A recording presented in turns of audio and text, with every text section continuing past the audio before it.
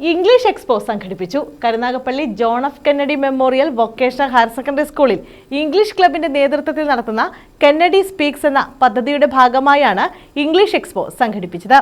കരുനാഗപ്പള്ളിയിലെ പൊതുവിദ്യാലയങ്ങളിൽ ആദ്യമായാണ് English expo സംഘടിപ്പിച്ചത്. വിദ്യാർത്ഥികളിൽ ഇംഗ്ലീഷ് ഭാഷാ പ്രാവീണ്യം വർദ്ധിപ്പിക്കുക എന്ന ലക്ഷ്യവുമായാണ് Karunagappally John F Kennedy memorial vocational higher secondary സ്കൂളിൽ ഇംഗ്ലീഷ് ക്ലബിന്റെ നേതൃത്വത്തിൽ ഇംഗ്ലീഷ് എക്സ്പോ സംഘടിപ്പിച്ചത്. Karunagappally assistant police commissioner Anjali Bhavana expo ഉദ്ഘാടനം ചെയ്തു.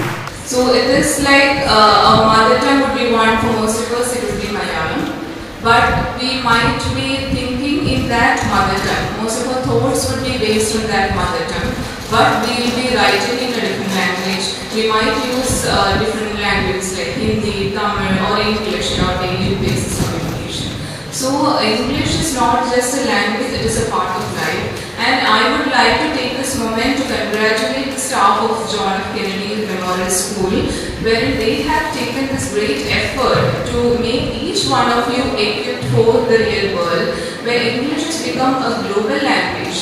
Because we might not always be working in our home state, we might be traveling abroad, where this particular language, English, acts as a link for our living. മായ ശ്രീകുമാർ മുഖ്യപ്രഭാഷണം നടത്തി.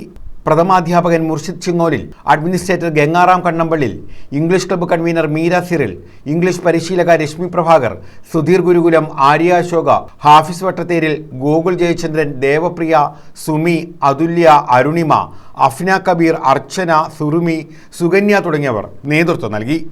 News bureau, Karunagappally.